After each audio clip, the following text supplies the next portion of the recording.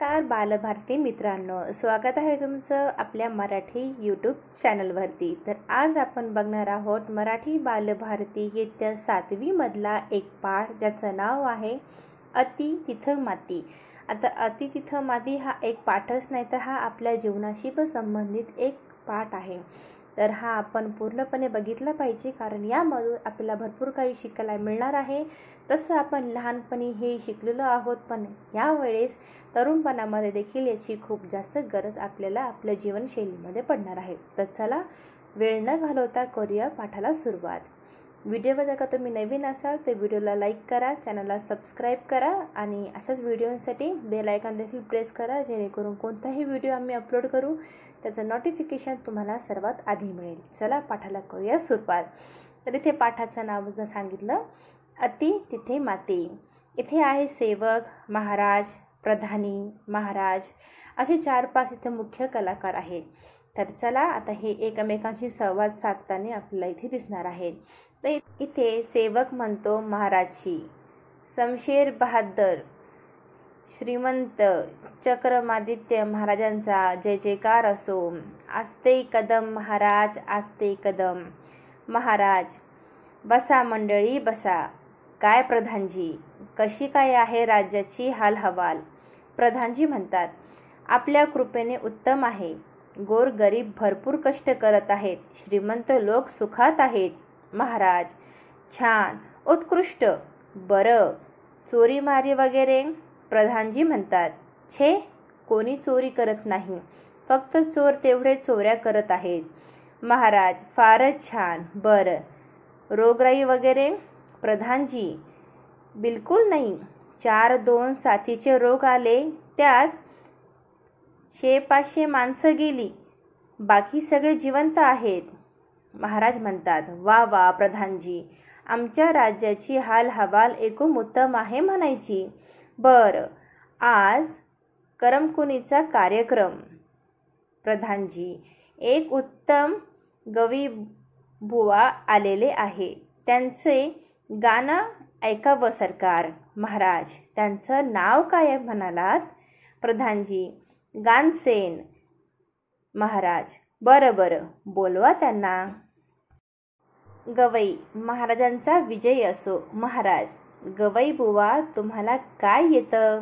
तबल्यावर पेटी वाजवून दाखवा, नाही तर असं करा, पेटीवर तबला वाजवा। गवई, महाराज, मी वाद्य नाही, गवई आहे, संगीत गातो। महाराज म्हणतात, बरं बरं, म्हणा काहीतरी। तर त्यावेळेस गवई महाराजांना गाणं म्हणून दाखवतो। गाणं झाल्याच्या नंतर महाराज त्यांना म्हणतात, वा गवई बुवा, तुमचा आवाज साखरेसारखा गोड आहे, बोला, तुम्हाला काय बक्षीस पाहिजे, बोला। गवई म्हणतो, महाराज, मला स्वतःला काही नको, सध्या संगीताला वाईट दिवस आले आहेत, संगीत कलेसाठी काहीतरी करा। महाराज म्हणतात, अवश्य अवश्य, काय बरं करावं? विचार करतात आणि मग टाळ्या वाजवून महाराज म्हणतात, हा, छान कल्पना सुचली प्रधानजी। प्रधानजी म्हणतात, आज्ञा महाराज। महाराज म्हणतात, संगीताला उत्तेजन दिलंच पाहिजे, आत्ताच्या आत्ता दवंडी पिटवा, म्हणावं, आजपासून आमच्या राज्यात सगळ्यांनी गाण्यात बोलायचं, कुणीही साधं बोलायचं नाही, सगळं गात गातच बोलायला पाहिजे।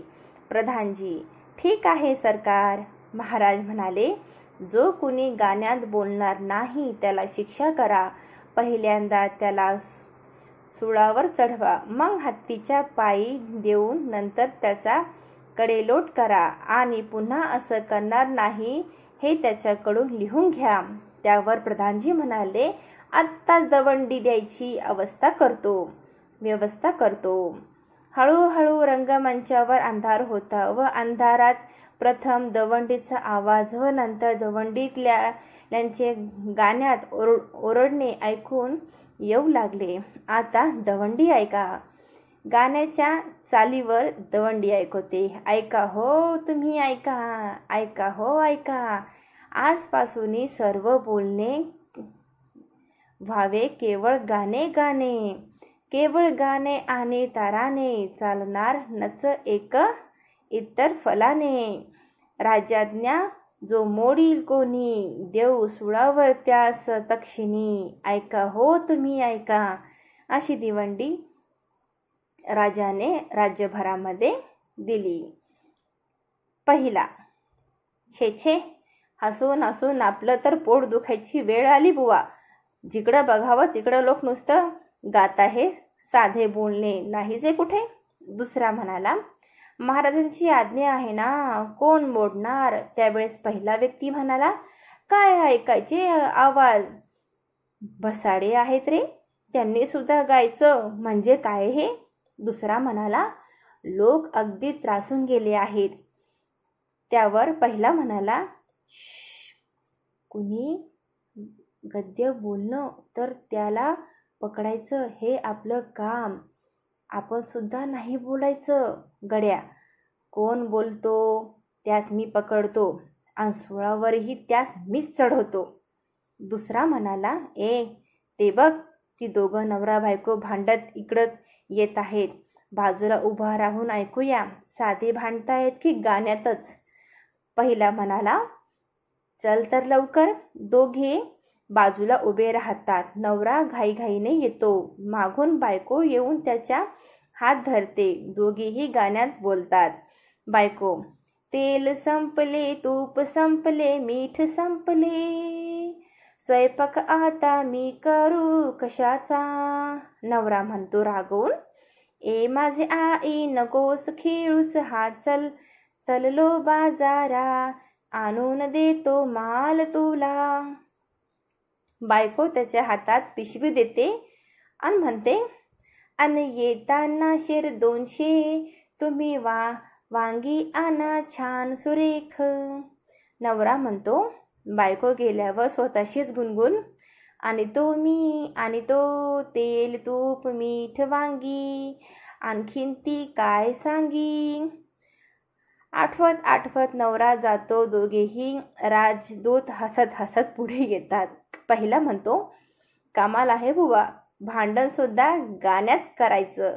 दुसरा म्हणतो, आता हे नवरोजी गेले बाजारात, तिथंही गर्दी माणसांची, प्रत्येक जण गाण्यातच बोलतोय. पहिला म्हणाला, खरंच बाजारात तर मोठी गंमत घडली असेल, नाही ना, नाही का. दुसरा म्हणाला, अरे गंमत म्हणजे काय, नुसती मज्जाच चालली, मजा.